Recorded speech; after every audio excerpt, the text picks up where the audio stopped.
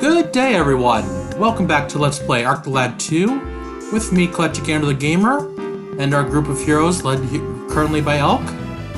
Let us go into the Lost Woods. Okay, Lost Forest, but still. I'm gonna select these party members that I'm selecting right here, right now. I'm taking the main eater with me because he's a little stronger, and I want him to get a little stronger. I want to see what he can do. This is not too bad a place to do that. The Wind Devil had a claw equipped on him when he came into the party, so that's a pretty good weapon for anything that punches stuff, like the main eater does, or even like pawned it, or the Wind Devil, of course. They all punch stuff. I think the Mummy also punches stuff, so the claw would be good for any one of them. So if you want to catch a couple Wind Devils or two, could take the claws from them and give them to other party members, monsters, go ahead and do that.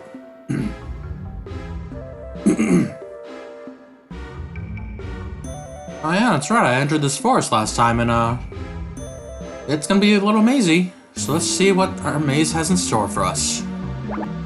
Monsters, of course. I'm gonna get a little confused with my man-eater and their man-eaters.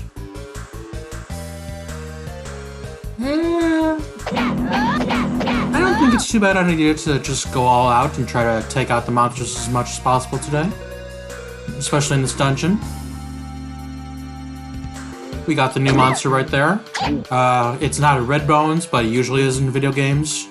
Red skeletons are usually called red bones. Like even in Final Fantasy, which I assume is something from D&D or whatever. But I believe in this game they are called blood skeletons. Hey, alright, look at that damage. Red skeleton, okay. They're not red bones, they're red skeletons. They're not blood bones, they're red skeletons, yes. Yeah, Eclectic is pretty good for dealing a lot of damage in this area. See, he dealt even more damage than Elk does in his attack. And that's just with his base weapon. And 2 power units equipped. Let's not forget to keep scanning monsters, of course. Let's keep on doing. Let's just keep on scanning. Always be scanning. ABC. Always be scanning.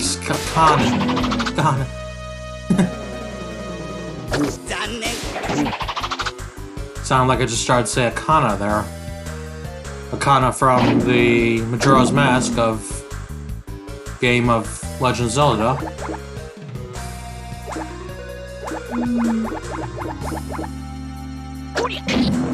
Because Akana Cannon and Akana Castle are the last areas of Majora's Mask.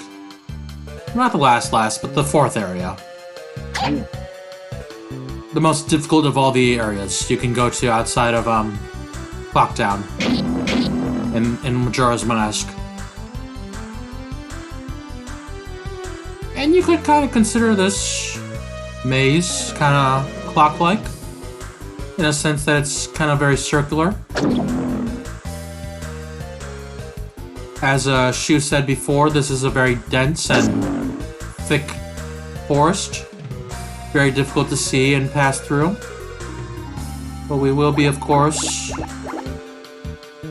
doing our best to go through it as easily as possible. But this being an LP, I kind of want to show you the different paths you can take. The kind of... Are you kidding me? I can't get next to Pondit. And let's get next to Eclectic. Heal these 4. Just kind of want to show you the maze of this place. Kind of give you a taste of what this area is like for real. Although I am an LPer, so I kind of know my way through this game a little bit. And like I said before, I have practiced this game a little bit earlier. So I know my way a little bit through the dungeon, through this maze. Gee, this looks familiar, doesn't it? Oh, no, see? It doesn't. That's how big of a maze this area is. Everything looks familiar to me. Damn! They're falling out of the trees. They're not drop bearers, but they're drop plants. Watch out, boy, they'll chew you up. They're falling from the trees.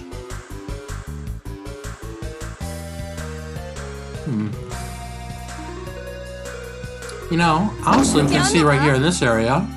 If I take a little look around, you can see right there, there's no way to go that way, no way to go that way. So we're kind of in a singular room. Singular room of this maze. Whereas back down here, we had a little split path show up there. So actually, I'm gonna go back and go up that other path first, after I deal with these man-eaters. I think these man-eaters will not return if I go back to look at that other path. However, there is a caveat. There is, if you leave the forest and come back, you know, through the entrance, or even the exit, you will find the monsters respawn. There is also a NPC in this dungeon, in this maze, in this forest, that will teleport you. Accidentally making use of that teleportation will respawn the monsters as well. I did test that out in my practice battle. Hey, alright, that claw is leveling up pretty well with Man-Eater.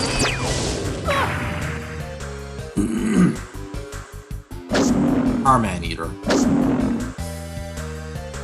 Let's leave that for Man-Eater. That leaves Deke back with nothing to do for the rest of his turn. The rest of this fight. Yeah, because Help just took out that Man-Eater. Man-Eater. Levels up, that's very nice.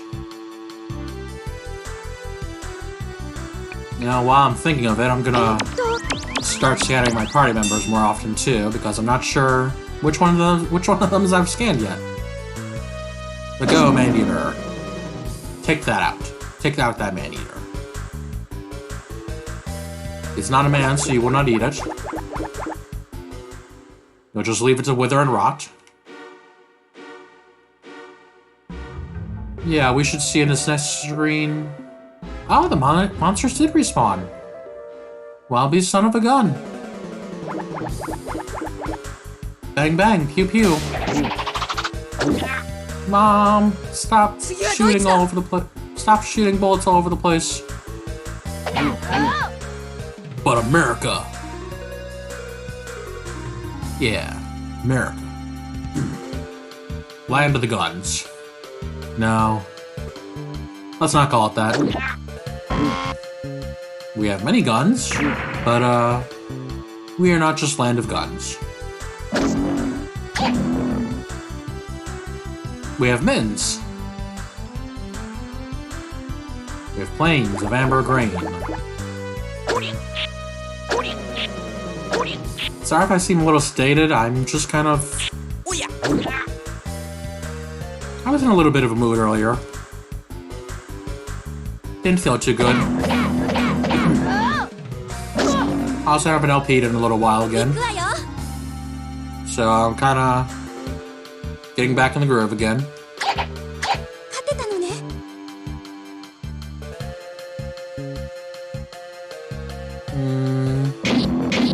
Like I said, I was in a little bit of a mood. Not too fond of some things that cropped up in my memory. Kind of just a few things came to the forefront, and I'm like, I don't want to think about that right now.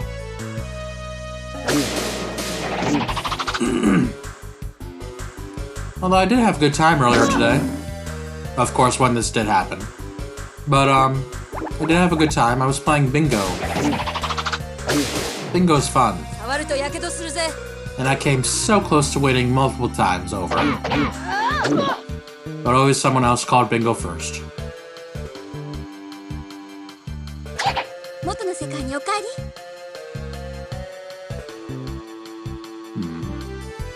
Also really not much to say today. Ooh, catch +2. Because we're just in the forest maze. The Lost Woods of this game. Well, actually, that's not true. There is another Lost Woods in this game, isn't there?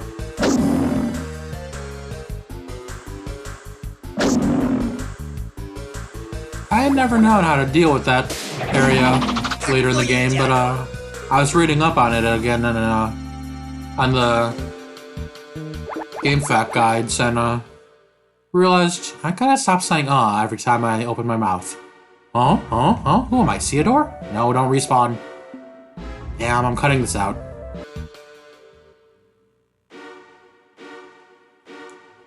Okay, so that was just the battle room. I did cut it out. Here's the other path leading upwards. It's not just a maze, but it's also... You know what? Did I just do that again? No. Oh well, at least I'll get a little bit stronger, but I'll probably cut that out. I think, honestly, I just messed up. Because you know how in mazes and labyrinths and dungeons and whatnot, they put treasure chests at the end of dead ends, and kind of especially when you're in the middle of a maze. Kind of make a reason for you to kind of extend the game, but also kind of get rewarded for doing a little bit extra work, legwork to, you know, play the game monotonously, sitting there, pressing buttons, watching a TV screen, moving pictures on the television screen. You know, cause America.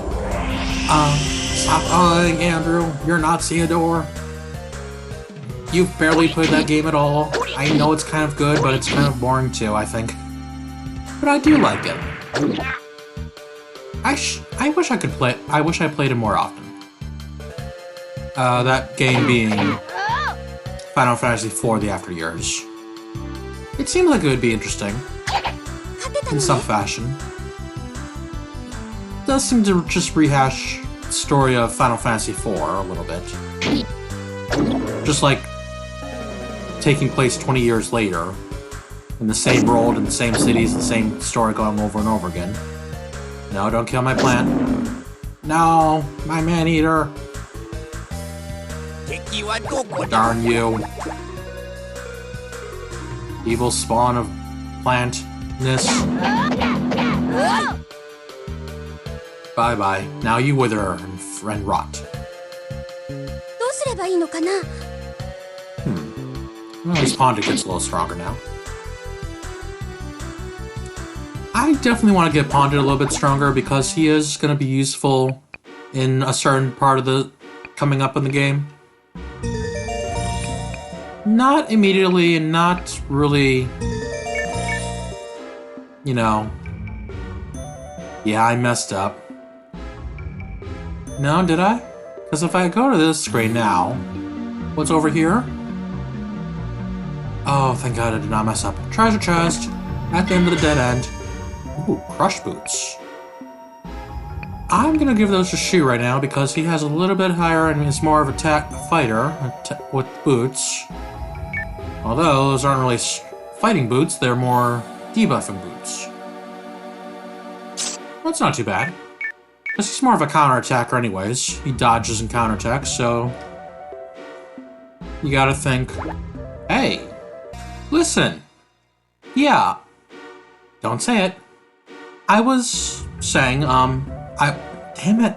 I want Shu to be more of a counterattacker with a debuffing item like the defense stat of those crush boots. But also, I was talking about how I want Pondit and Liza to be stronger. Well, Pondit is what I was saying, but...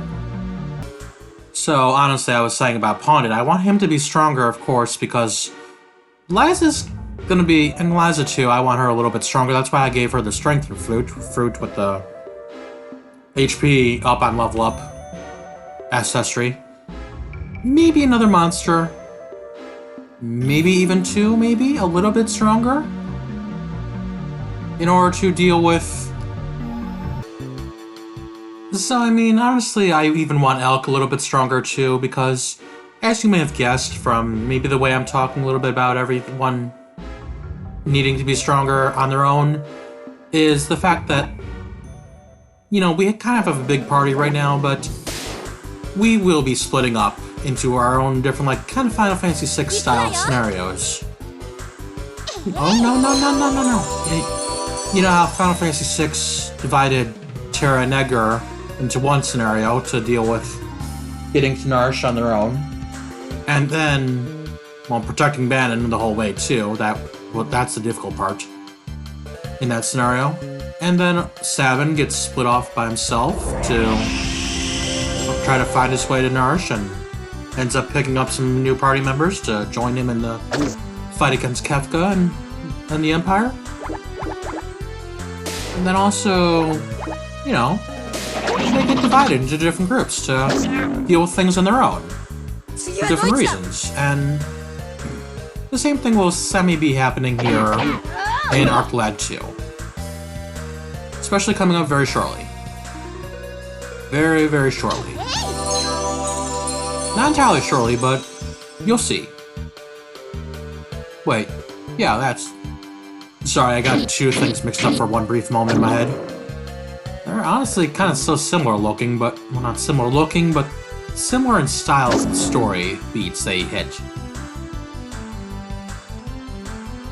Because you gotta go through dungeons in order to... And you kind of find the same guy at the end of the dungeons, and...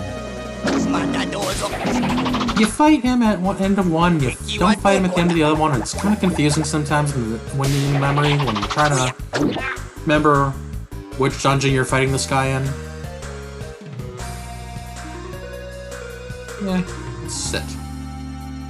Stay. Heal. Good boy. Wow, and yeah, Laz is almost out of MP. But don't worry too much about that, there will be... And I'm serious this time, there will be ways to heal in the middle of this adventure. Ow. In the middle of this certain part of the adventure. Sorry, when I said out there, I just kind of bit my tongue. I may have bitten my tongue more than a few times this last couple of days, which I'm, like, not happy about. Especially since I didn't even realize I bit the tip of my tongue earlier. I noticed earlier during bingo that, my tongue hurt. I'm like, why does my tongue hurt? I'm playing bingo. I'm not eating. What did I do? Dear God Almighty, what did I do? I might have just bit myself in my sleep. Who knows? Wish I could remember right now what I was dreaming about last night. That'd be a good topic to talk about. Because I always have the most adventurous dreams. Probably from the fact that I play these kind of adventurous video games all the time.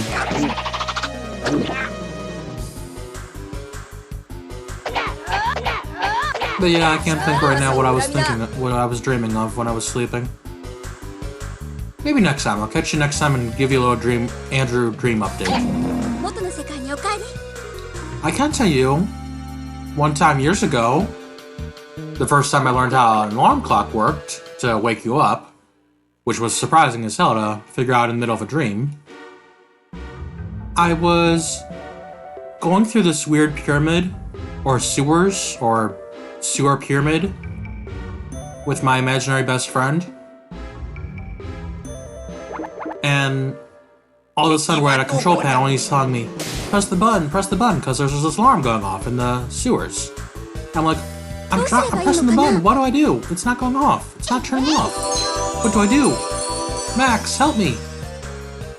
And this went on for a couple minutes, and suddenly something seems to hit me seems to dawn on me, you know? Even in my sleep, I'm like, oh, this is dawning on me. Even as a young kid, I'm like, wait, that alarm is my clock. So I wake up and I'm like, what's that god-awful noise? Oh, it's my clock going off. So that was fun to learn. You know, kids are stupid, and I think, and don't exactly know everything about the world, and having to learn in the middle of my sleep that an alarm clock is supposed to wake you up by making god-awful noise that you can kind of hear in your sleep was very interesting, to say the least. For a young kid, at least.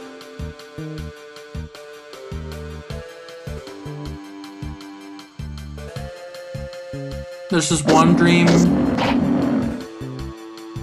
like, because sometimes when I'm dreaming, I will have dreams that take place in dreams I have dreamt before. So there's this one area in my dreams where I'm like in a hotel, but it's got this awesome, like, another pyramid. Don't know why there's so many pyramids in my dreams, but Damn it. Stop humming. It's a glass pyramid. It's full of hallways. You know, walking hallways. Because it is a hotel after all. I don't think it has any rooms. It just has a bunch of stairs to go up and down to get to the exits of the pyramid, which are at the three corners, and the fourth corner of the pyramid is connected to the hotel. But it's all this see-through glass, and it's really awesome to look at. Big. Oh, let me tell you this very weird dream I had one time when I was a little kid. I was in my house. I guess you could call it a house. It was like a townhouse. First floor, second floor kind of area. And I wake up in my bed, I stand up. Oh, there's monsters around my bed. I jump over them, run out the bedroom, to the end of the hallway to the staircase. And I go down the staircase to get away from monsters. All of a sudden, who jumps up onto the landing at the bottom of the stairs? Wolverine from the X-Men. And I'm like, oh no. So I turn to go back into my room because I don't want to deal with Wolverine. Even as a child, he scared me, I guess. I think many things scared me as a little kid. I don't know why. I'll tell you about why I think that in a second. But you may also notice I'm kind of going around in circles. Just keep going around in circles and circles, going around in circles. That's going to be a reference down at the bottom left of the screen. And, damn it. I'm so mad at myself right now. I keep saying over and over again. And I keep bitching about it too. It's gotta be piss-ass annoying for you all.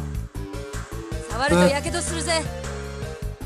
as you can see, we were going around in circles throughout that one area of that one ring of the forest. So I wasn't gonna get anywhere if I kept going left or right, and I'm pretty sure there's only one exit down and one exit up. So I had to choose one of the two of them to go up or down. Of course, because I'm trying to get into the center of the forest, probably. I'm sure there's some kind of destination at the center of this forest. I'm deciding to go up. Yeah, actually, there's another reference, another similarity between Final Fantasy VI and this game. Is this forest that has a bunch of different areas you can go up or down in. Kind of seems a little circular, seems like the same kind of forest, even. Except for the fact that the Final Fantasy VI was super dark as hell, and it took place during the night, I guess, and you couldn't really see much of what you were doing, walking forward. Not that it was a dark zone or anything, but just, you know, not a dark zone lights out area, but just dark, dreary, scary forest.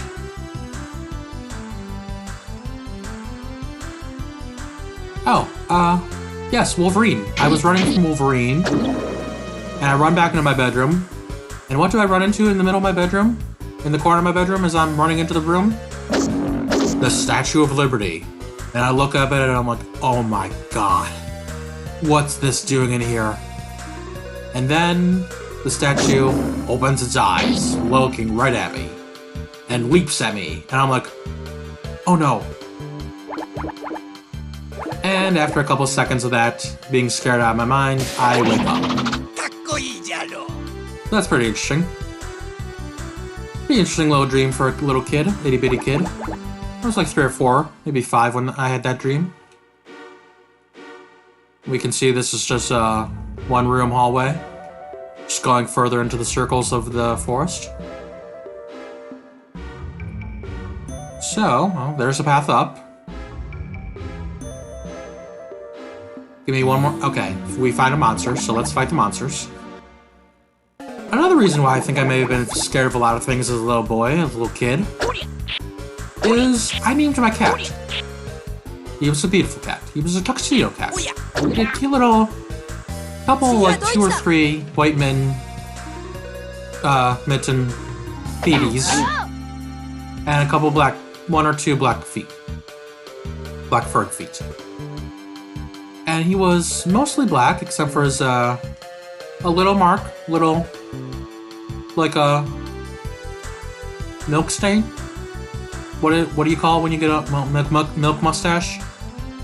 And he also had a small, slightly white furred chest. So he's completely all black, beside all those little bits of white. I think I must have seen him in the dark sometime when I named him. Before I named him, because I named him Spooks. Yes, like a ghost. Like a scary, spooky ghost. I named him Spooks. He must have scared the shit out of me sometime in the dark. I don't remember him doing this. I don't remember the experience of being scared to death by a cat. By a cute little kitty cat that I love to death. But he was a good cat. Another funny story regarding Spooks and being a little kid. I got a hamster once from the store. Mind you, I got one hamster. Now, a few days later, I'm guessing a few days later, maybe a week or two, who knows, I don't know the gestation rate. But my singular hamster decided to have babies in the tank. So, what happens the next day? Oh, my cat Spooks. He must be a good hunter. He got into the tank, ate the poor babies. Ah, those poor babies. I assume Spooks ate well. There were quite a few babies, I remember. But he must have a fondness for rodents. He must have been a good hunting cat of some kind. He must have hunted mice in the basements of the houses I've lived in with him. Because another time I had guinea pigs, and I'm sitting with my guinea pig out of the cage just in the bedroom with my guinea pig, and I'm hugging, petting it, and Spooks comes up into my room. So I'm like, "Hi, Spooks, how you doing, buddy?" Look, it's a cute little guinea pig. What does he do? Grabs it. I'm like, "Fuck, no! Don't do that!" And I get the guinea pig, the screaming guinea pig, mind you, out of his mouth, because he just picked it up by the cuff of his neck, and I'm like, "No, stop! Don't do that!" Because I remember him eating the hamster babies. And there was one other time. Oh god, I hate this. My grandmother had a couple mice in her house one time. So one day I'm in the hallway, putting on my shoes. And my shoe feels weird, and I'm not sure why. I take a couple steps into the kitchen. I'm like, why the hell does my shoe feel so weird? I take it off and look inside. Dead flat mouse. I scream out loud, waking my grandmother up. I have thrown the shoe into the kitchen. And I know I saw Spooks there in the kitchen too, at the doorway to the basement. Why do I mention this? Because my grandmother and I go back as I'm freaking out about the dead mouse. And she's like, "Where's the mouse?" And I know I left it there in the middle of the kitchen floor. Guess who ate Flat Pancake Mouse? My cat Spooks. He ate a flat mouse from my shoe. Well, it was on the floor at the time, but I had smushed that damn little thing. It was in my shoe and I smushed it. Smushed it good. I was a teenager by this time, but and I had started getting fat. I am honestly a little fat right now. Well, I'm more than a little fat, but I am fat. I'm chunky. Fluffy. No, I'm not quite Fluffy's fluffy, but I'm chunky. But yeah, as a teenager, I was a little chunky too, and I can smush a mouse with my bare weight alone. If it's underfoot. With nowhere to run from being underfoot. When I stuck my foot into the shoe, it must have scared the bejesus out of that mouse because it just didn't run anywhere. I didn't know there was a mouse in my shoe. I didn't know a single thing about that mouse being alive. My foot feels so bad right now. I feel so bad about having killed that mouse. Oh, and the babies. Oh, this episode is not a fun episode, everyone. We are lost in the Lost Woods. Speaking about spooky things, such as... Did you remember in Ocarina of Time, the Kokiri girl that Link talks to as an adult, and Nico B famously called Sally. Damn it, I ummed again. So, she laughs very creepily, kind of like Minda. However, she speaks about the curse of the forest, that you will be lost in the woods and become Staphos. Such as the guy, the Mohawk guy, I believe his name is Grog, was in the same spot where she's now standing after you get a certain item to give to him, but he's gone, and she's standing in this spot. And she's like, will you become one too? Speaking as to Link as if he's going to become a Staphos. Hint, hint.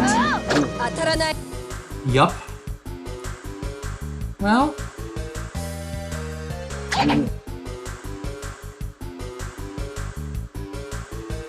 I think I've run out of things to talk about. Maybe, I'll try to find something else to talk about. So let me pick my brain for a second. That did no damage to that skeleton. I swear that did no damage to that skeleton. Jump +2, alrighty. Honda can now jump over people. Seriously, I swear that skeleton took no damage. Was I seeing things? Or not seeing things, rather? Do I think I was losing my mind?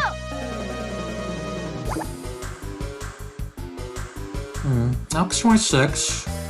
Liza's 26. Let's get Liza a little bit stronger. Because you do kind of want mages and healers to be a little bit stronger when you're trying to kill things like this. In the fashion of, because they can more easily fall behind... Ooh, a treasure chest. In the point of being strong, as opposed to a fighter like Elk. Especially an incredibly strong fighter like Elk. If I look at Elk's magic... Yeah, he's learned a spell down there called Invincible, and another spell called Retaliation. Yeah, those two spells put together lets him solo, literally solo, anything he wants. As long as Invincible's up, he will be completely invulnerable to damage. Do not talk to him. Why? Do not talk to this guy. He is a wanted monster, but also, he is the NPC I mentioned earlier that will teleport you somewhere. You can talk to him if you want to. Where'd these guys come from? You can talk to him if you want to. You can ask him questions. You cannot ask him who are you. You cannot ask him that for the first time you're in this dungeon. You can ask him, where's the White House? That I'm trying to get to in this forest. Is it here? This evil research facility full of poor kidnapped children? And he will say, well, I don't know, and teleport you to the beginning of the dungeon. Meaning you have to fight all these monsters all over again to get to this inner circle of the forest. What should I want to do again? You can also ask him, where's the exit? Take me to the exit. And he will teleport you to the beginning of the dungeon. Again. So he's kind of a jackass. Like a real Matlock, you know, Benjamin Matlock style jackass. By the way, are you watching the new Matlock with Kathy Bates? I like that show. It's cool. It's got a lot of... What do you call it? You know, honestly, it's kind of a little bit like Leverage. The TV show Leverage with, what's his name? And, I Stop saying that. Well, Leverage is a TV show about a group of thieves who go around trying to right the wrongs that other people are committing against victims. They try to get revenge for a victim of some person to give them emotional leverage to get out from underneath the cruel, evil thumb of a jackass who's wronging them in some way or trying to steal something from them or has abused them in some way. And Kathy Bates' Malak is a little bit like that. In the fact that there's a lot of plot twists like that, to where it seems like one thing is happening, but you don't get to see what happened before that, to where she's pulling an old switcheroo or something, like with a laptop she stole from her boss in that show. She spills coffee on the laptop, leaves the laptop, completely ruining it, leaving it ruined, and unable for her boss to get into. Oh, we're here. But actually, behind the scenes, she took the laptop and replaced it with a copy that doesn't work. The targets have successfully cleared the forest. They're watching us. We estimate that they will arrive within 5 minutes.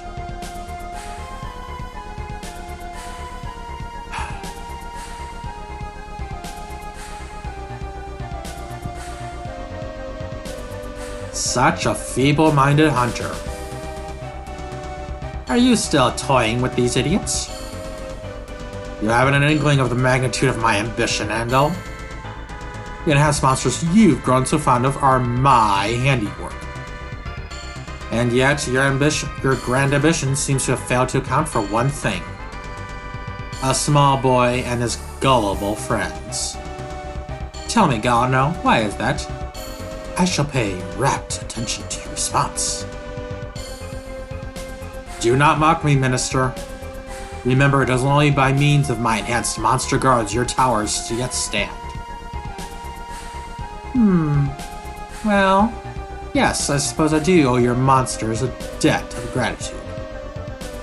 Because once those towers are complete, and the martyr plan is enacted, I shall gain sovereignty over the world. At that time, the Dark One shall be revived and a new order will be established. An order that does not rely on undead and freakish children, I might add. I find it somewhat ironic that your childish plan would be foiled by... children! It's almost delicious to bear.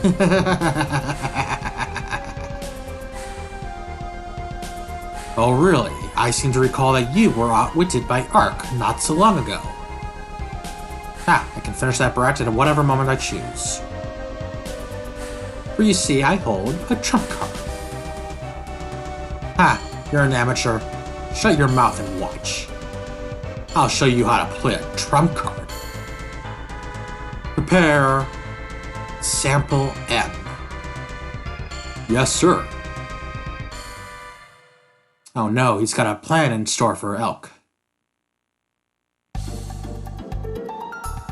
Ooh, approach cautiously. It's dangerous. Be safe. Ooh, so many guards at the front door. Was that an address above the door? Did it say... Okay, so this must be 1600. 3 guards. What do you think, Elk? We should be able to take them easily, but... they could attract unnecessary attention. I don't know what choice we have. It's the only entrance I see. Wait. Shh. Shoo, this way.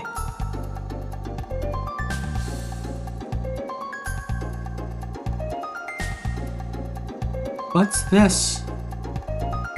It's the duct I used as a child. It's not the easiest way in, but it will get us into the building with least attention. So, these lead to the basement? They must. Ah, they're unlocked, too. Heavy as hell, though. Yep, to the basement. I'll lead the way. Don't look up. Yeah, Elk, don't look up.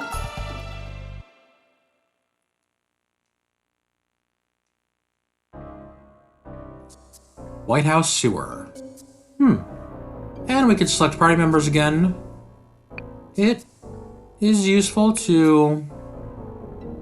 This is not a healing point, of course, but it's just to refresh your party, like bringing in a change of party members to, say, kind of spread the experience around, or even...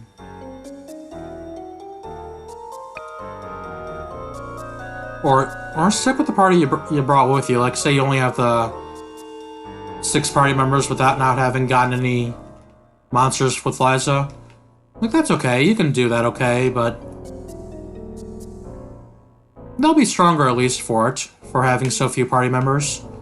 But if you want to spread the experience around to a large group of party members, go ahead and do so.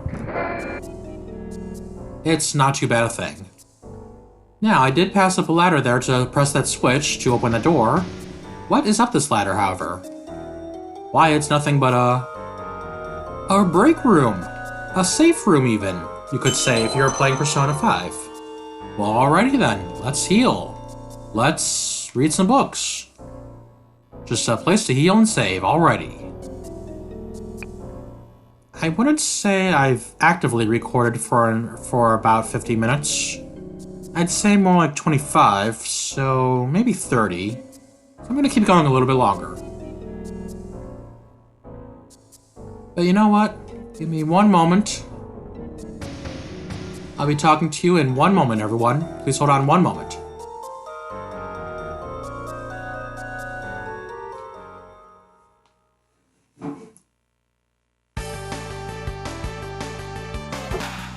Damn, monsters.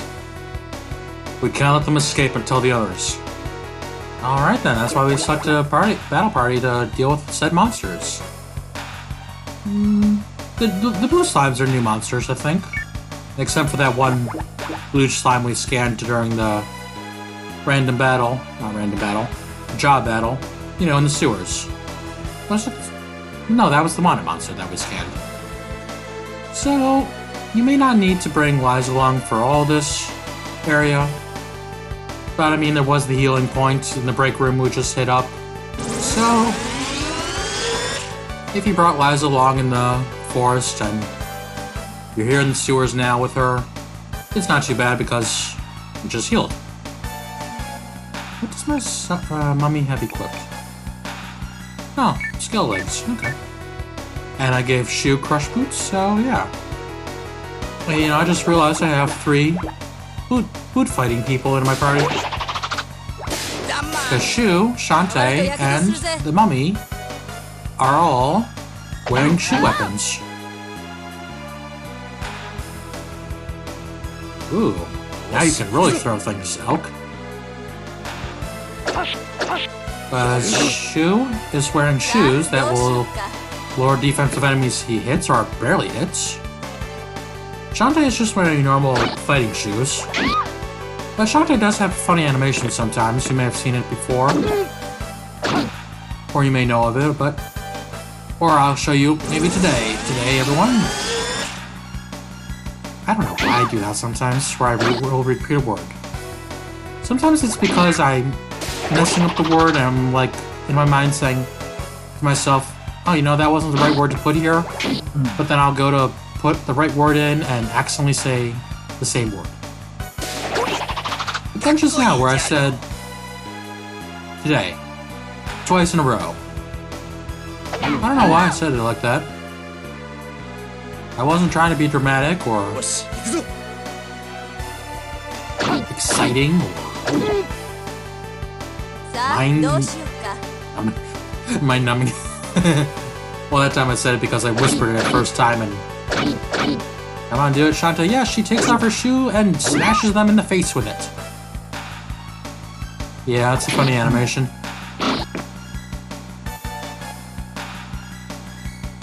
Shanta can be a very funny character sometimes. Sometimes, not all the time. She is kind of like the... How do you say? Because she's, honestly, she was involved with the cabal, with the mafia of this game. For a small while, for a small part. And she got screwed by them. Completely burned. By losing her brother to their machinations. And she's got a chip on her shoulder. But she's also learned how to keep herself safe and deal with hard and difficult situations on her own. She's kind of really a child of the streets, you know? As far as I can tell about what I know from children from the streets. Mean old streets, Brooklyn. Well, that's an interesting door, isn't it? There's no switch in sight. Where could that switch be? Because this game does like to use doors that need switches to open. Oh, you know what? I think this is it. So let us go back to that other hallway. Really quick. Check it out. Down the ladder we go. Door is now open, yes. Inside we find... this. Oops, not that way. Went the wrong way. Just kept running right out the door. And I think I screwed up again. I think I'm going forward too much and not ending up going to the dead ends. Even though I should know where all the dead ends are. Although I'm not doing that perfectly well today. In the fashion of playing this game like that. Which does bring me to another Childhood Andrew story. Which I don't remember doing myself, but my grandmother told me I did this. I would watch my dad play the games like Dragon Warrior, and I would say, going the wrong way. That's dead end. You're going the wrong way, Dad. And I mean, I'm just good at finding the way forward to find the not the dead ends. I do think it's also because of the fact that I have a good, like, map memory, in a sense, where if I see a map every now and then a few times over and over again, kind of like playing a game over and over again, listening to a song over and over again, I have a good memory with that regard to that. So I can remember, although I'm not proving that right now, and the fact that I'm just instinctively going forward to the way forward instead of to the dead ends for the bonus content treasure items.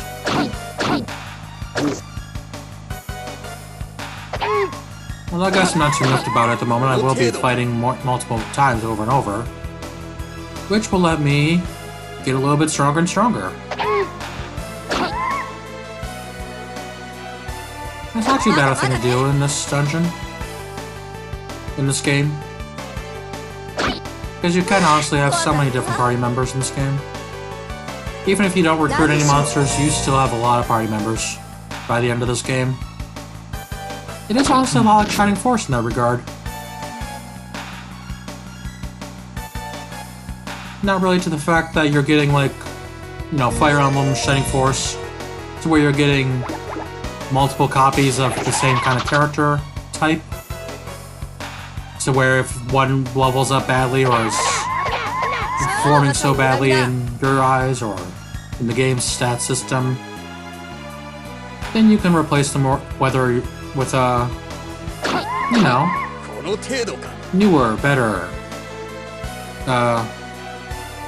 stat-wise party members. But no, this game does have a lot of different party members that are honestly all unique and individual in their own regard, and can be very interesting to, how do you say? What do I say? They are very individual and unique, like a rainbow or a sunflower. I mean a snowflake. Why I said sunflower, I'll never know.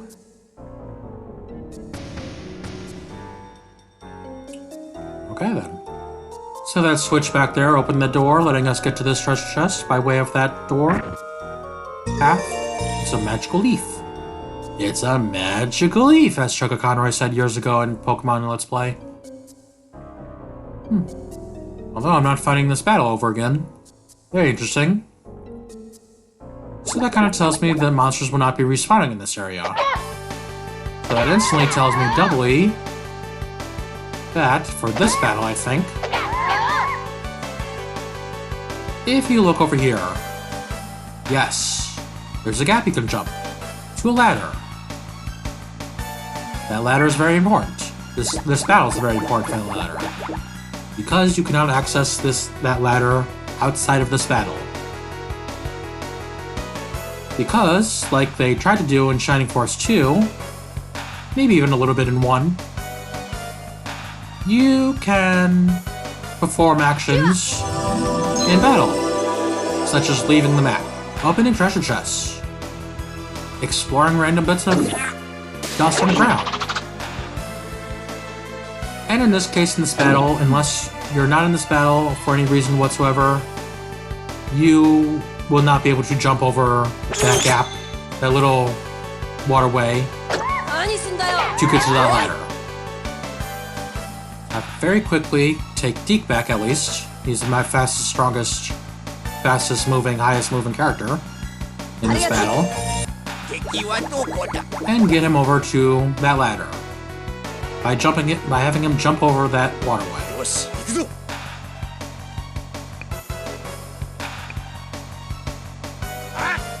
Yeah.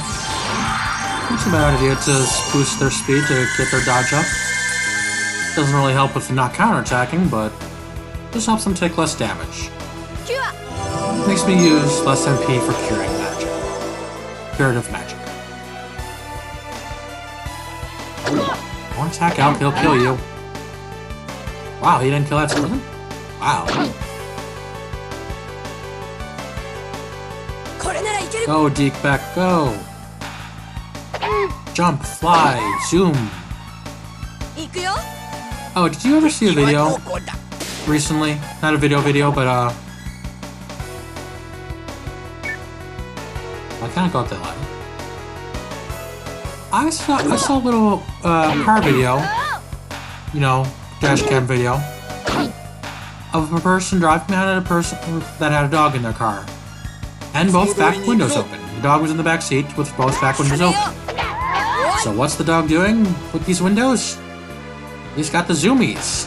He's running back and forth between the two windows, sticking his head out both windows for the instantaneousness of a second each time, and just poking his head out the window, both of them, nearly at the same time.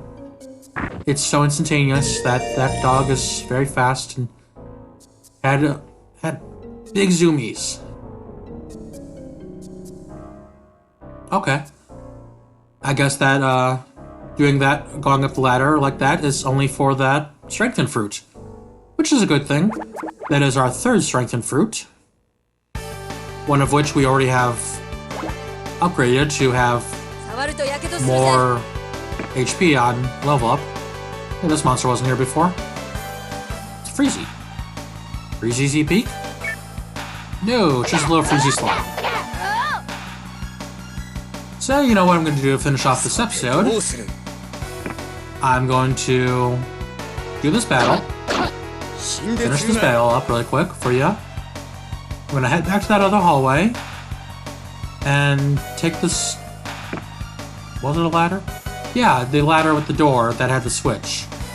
Because if I go back to that ladder, to the room that had the switch, I didn't go through that doorway in that room that had the switch. So, I'm gonna go back to that doorway. Show off what's inside that room really quick. I believe it's only the one room by itself, but it will be useful to go back. And I believe I will end the episode there as I head back to rest up and save at the rest area. One more time.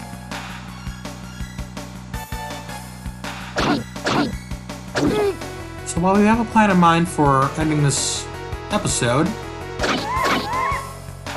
leave a comment below. Did you love my childhood stories? Especially of my cat eating flat pancake mice. Did you enjoy the video, the game content? you enjoy me showing off the maze of the forest and the NPC there? You know, actually, I should go back and fight that NPC next episode.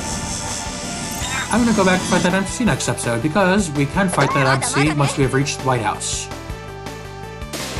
and gone into the sewers. That will be very useful because that is a wanted monster, of course. And as you may remember, I'm not able to make a return to this area for quite a long time. So, look forward to the next episode. Leave a comment below if you liked this episode. Leave a like on the video too, please. Feel free to open up a discussion with me or other viewers. Oh, there's still that slime up there. I did not know that slime was still up there. I thought I only had the bat to deal with. Squeaky bat. You know, I bet Spooks would have eaten a bat. He would eat a bat. I'm sure of it. It's a flying rodent, basically. He loves rodents. Loves them to death. So yeah, in our next episode I will return to this room here because we have to go through that door there. But until the next episode, we will be going backwards in the sewer to see about a treasure chest, maybe.